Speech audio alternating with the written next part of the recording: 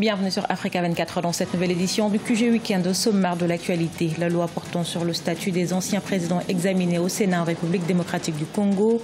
Faute de compromis sur de nouveaux amendements, le texte sera soumis à une session extraordinaire prochaine. Le Rwanda renforce ses relations bilatérales avec Singapour. De nouveaux accords stratégiques pour le développement ont été signés par les deux pays ce jeudi 14 juin. Et puis, le Kenya possède l'air le plus propre au monde. Il arrive en tête des pays les moins toxiques au monde, selon un classement de l'Association internationale de l'énergie et l'Organisation mondiale de la santé. Mais tout d'abord, je suis en route pour faire face à mes devoirs. C'est par ces mots que Karim Wade a annoncé son retour d'exil.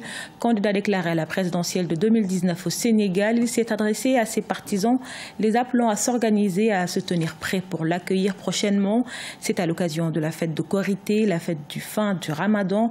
Fils de l'ex-président Karim Wade, qui vit au Qatar, pourrait être sanctionné d'une peine de prison s'il ne paye pas une amende de près de 138 milliards de francs CFA dans une affaire d'enrichissement.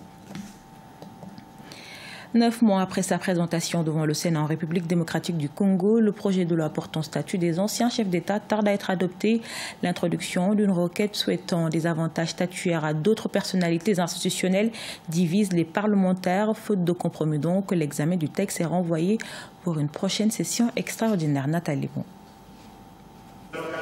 À la clôture de la session ordinaire du Sénat de la République démocratique du Congo le 15 juin, la question du statut des anciens chefs d'État élus reste entière. Le texte examiné n'a pas trouvé de consensus lors de ces assises.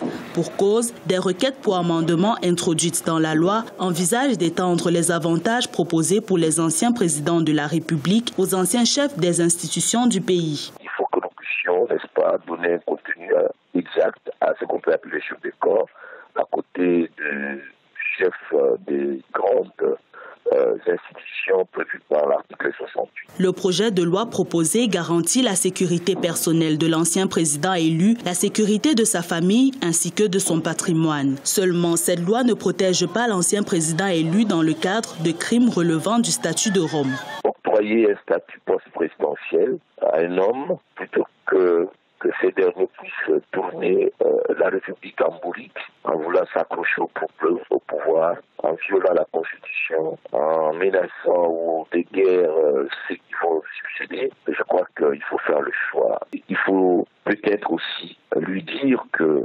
après la présidence, il y a une vie. Faute de consensus, la loi portant statut des anciens chefs d'État en République démocratique du Congo fera l'objet d'une session extraordinaire prochaine, a annoncé le président du Sénat, Léon Kengo Wadondo. Pour rappel, ce projet de loi a été présenté le 28 septembre 2017 à la Chambre haute du Parlement congolais sur proposition du sénateur Modeste Mutinga. En Tunisie, le parti Ennahda ne présentera pas de candidat à la présidentielle de 2019. L'annonce a été faite ce samedi par Belkacem Hassan, membre du bureau exécutif. Ce dernier affirme toutefois que le mouvement soutiendra un des candidats en 2019, allié du Nida Tounes dans le gouvernement. Le parti islamiste annonce qu'il va poursuivre la politique de compromis sur la base de constantes, à savoir la sauvegarde de la stabilité politique et la mise en application des réformes économiques et sociales approuvées par le gouvernement d'Union nationale pour sortir la Tunisie de sa crise. Le Rwanda renforce ses relations bilatérales avec Singapour, en témoignent les accords commerciaux signés ce 14 juin à Kigali. Au cœur de ces alliances, la promotion et la protection des investissements entre les deux pays, ainsi que l'accord bilatéral dans les services aériens. Les détails avec notre correspondant à Kigali, Fratanda Kaisenga. Depuis le 9 jusqu'au 16 juin 2018, une trentaine d'hommes d'affaires singapouriens ont effectué une visite officielle au Rwanda sous l'égide du vice-premier ministre singapourien en charge des affaires socio-économiques. Cette visite avait pour objectif d'exploiter des opportunités d'affaires entre les deux pays et surtout renforcer les relations bilatérales entre le Rwanda et le Singapour. L'excellence des relations bilatérales entre le Rwanda et le Singapour est reflétée par le soutien mutuel et la coopération dans divers secteurs sur le plan bilatéral et sur la scène internationale. Par exemple, le plan d'aménagement de la ville de Kigali a été développé par une entreprise singapourienne et à partir de l'expérience du Singapour en tant que pays modèle pour le Rwanda dans différents secteurs comme le service public et l'éducation. De cette visite est sortie la signature de 2 accords importants pour les 2 pays selon les autorités. Il s'agit d'un accord sur la promotion et la protection des investissements entre les 2 pays et l'accord bilatéral dans les services aériens. Quelques entreprises singapouriennes ont d'ailleurs décidé d'ouvrir leur bureau à Kigali.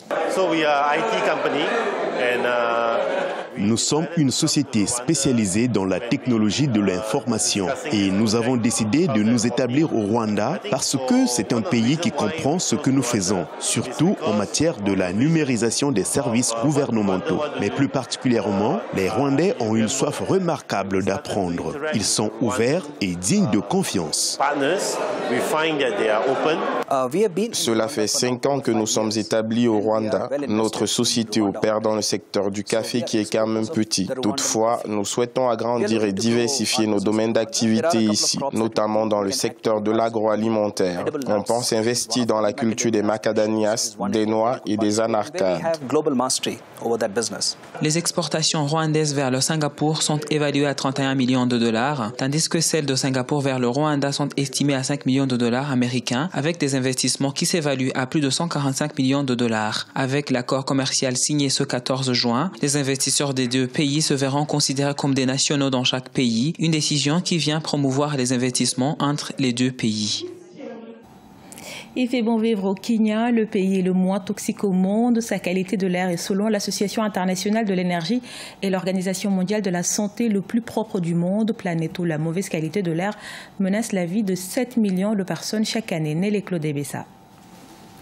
Le Kenya a été désigné pays le moins toxique au monde, compte tenu des critères liés à la pollution de l'air, de la consommation d'énergie et de la production d'énergie renouvelable. Les données obtenues auprès de l'Agence internationale de l'énergie et de l'Organisation mondiale de la santé ont été utilisées par la Société d'énergie renouvelable, The Eco-Expert, pour classer les pays les plus toxiques au monde. Il faut absolument laisser tomber les énergies fossiles, c'est-à-dire développer les énergies renouvelables. Au niveau de la pollution industrielle, il faut également une réglementation pour également limiter la production des déchets toxiques. Il y a la réduction de circulation des voitures diesel qui produit des fumées noires qui sont riches en ozone, en oxyde d'azote et en dioxyde de soufre, responsables des cancers de notre poumon. Les données publiées par l'Organisation mondiale de la santé en 2017 ont révélé que le niveau de pollution atmosphérique avait augmenté de 8% entre 2009 et 2016. Selon ces estimations, la mauvaise qualité de l'air menace la vie de 7 millions de personnes chaque année. Des chiffres qui, pour certains observateurs, sont des signes d'un grave problème de santé publique. Nous avons une urgence de santé publique dans de nombreux pays. La pollution de l'air urbain continue d'augmenter à un rythme alarmant, causant des ravages sur la santé humaine. La pollution de l'air affecte les économies et la qualité des vies des gens. Cela conduit à des maladies chroniques majeures et touche des personnes qui finissent par mourir. Le classement révèle par ailleurs que les pays les plus propres sont en grande partie ceux d'Afrique subsaharienne. Ceux du Moyen-Orient sont parmi les plus pollués et l'Arabie saoudite a le taux de pollution le plus élevé. Ce journal a été réalisé par l'ensemble de la rédaction. Merci pour votre fidélité. Dans un instant, une nouvelle édition de l'actualité sur Africa 24.